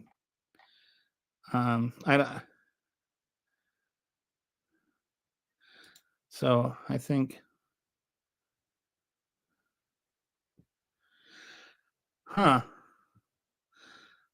Kitty has, and I think it's stupid. I think everyone should have to spend 2 years living on minimum wage and doing public service. That would be a cool idea. You know what would be a cool idea? To run for office, you have to do that. Even 6 months. And you can't, like, you have to actually live off of your minimum wage. You can't, like, if you're a billionaire, you can't, like, just have a billionaire and then make minimum wage and not make more money and then still live in your mansion. No, you'd have to live in a house where you have to pay or rent a room. Like, you have to actually know what it's like to be poor before you start making laws and stuff. That's an excellent idea. Okay, this is not an answer about selective service. No, it wouldn't be 2 years. It would be 4 years. I'm not sure what you're referring to. There used to be a program. My brother did it. Can't remember what it was called, but Clinton did it, and there was a program. It was either 2 years or 4 years, and I think it paid for your grad school or whatever. But it was like basically you worked for a pittance, and you did stuff like volunteer with different communities or work with different communities. My brother worked in child education or something like that. Anyway, it gives you one, it helps pay for your grad school. Two, it gives you experience, job experience. I think things like that, we need to come back to things like that, like government programs that help people in transition. Right now, it's like 80. What? Or I forget. The unemployment rate and underemployed rate from college graduates is like 40% or 60% or something. Like, it is not a good time to be graduating from. Okay, sup, loser, Trump rules. Anyway, now's not a good day to be graduating from college, which is going to deter people from going to college, which is not going to help America. I think there should be universal health care and free healthcare education, and healthcare workers must work in public service for the. Yeah. I think we need more of this, more like actual, consideration. Because the nice thing about things like that is you also get job experience. When I was working in the Air Force and I was medical records, I was at Wilford Hall for my first service, and I knew there were so many doctors that were there for their residency, and they do their 4 years for their residency. When they were done, they could go on and get like better jobs, but they had worked in a prestigious hospital. They were able to get credentials. They were able to get experience and work with, like all kinds of people. Like, these are ideas. Like, we need to work on our healthcare system, not just how we pay for our healthcare. We have a nursing crisis, and you've got Donald Trump wants to make it so that, you can't, it's not a profession anymore. Like, you can't get a loan for a nursing degree. And it's like the dumbest thing ever.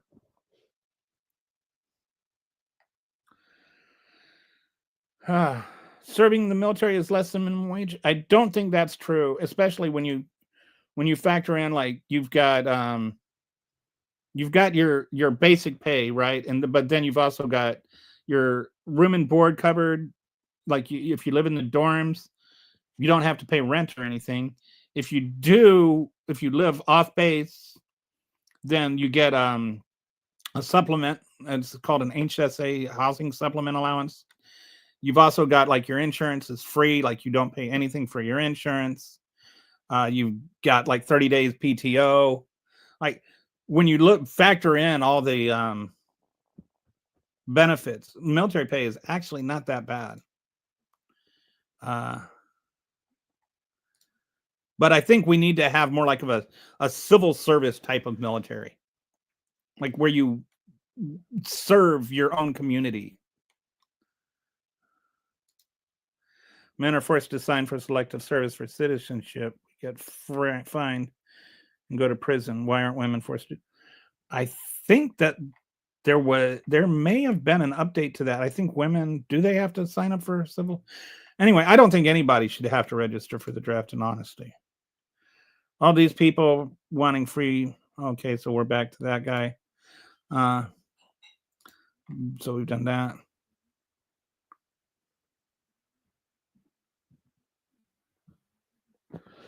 It doesn't work like that. This is okay. He's talking to somebody else.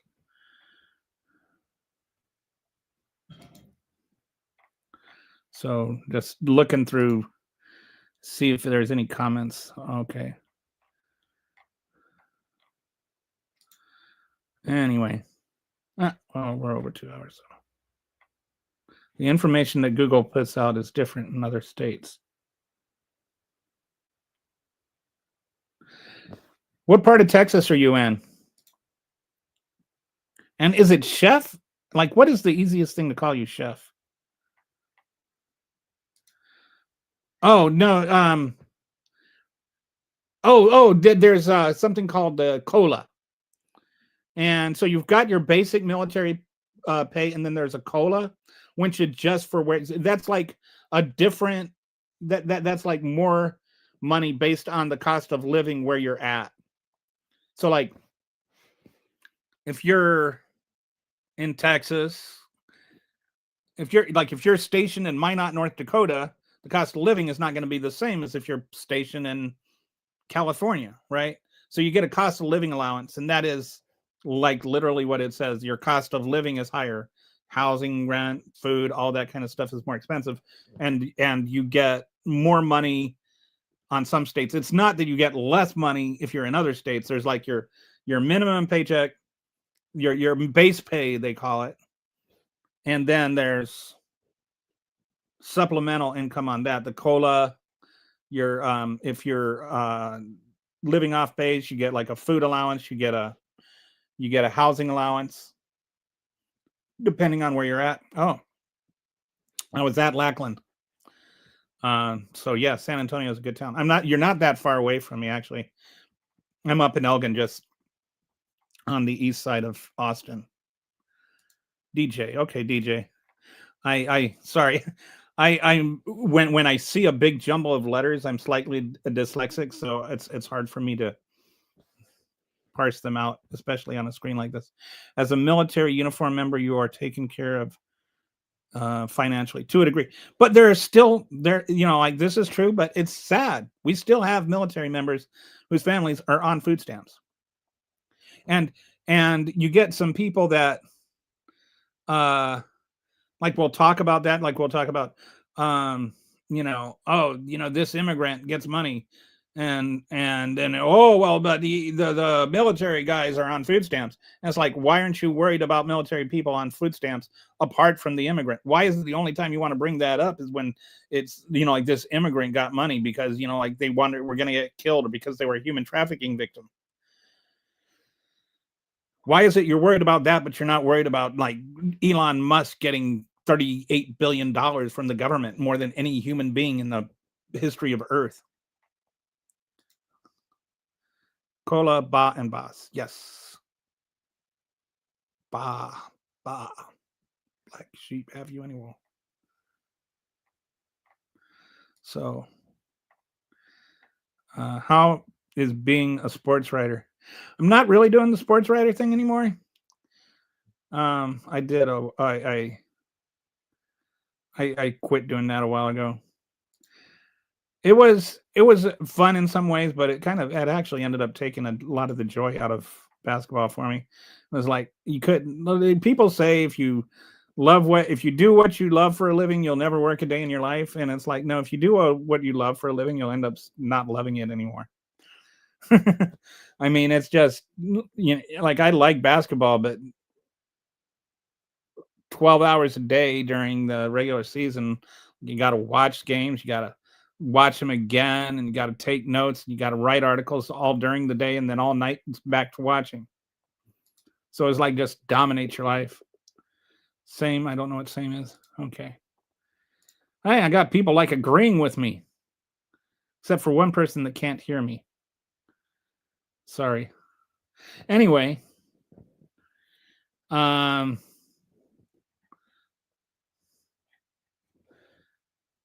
anybody want to talk about anything else? This is like, it's like crazy. It's like all the MAGAs left, and it's just like thoughtful, intelligent people left. So anyway, think we're over 2 hours, so maybe that's a good place to stop. Thanks for watching, and I'll join you again here tomorrow. Appreciate you guys. Bye.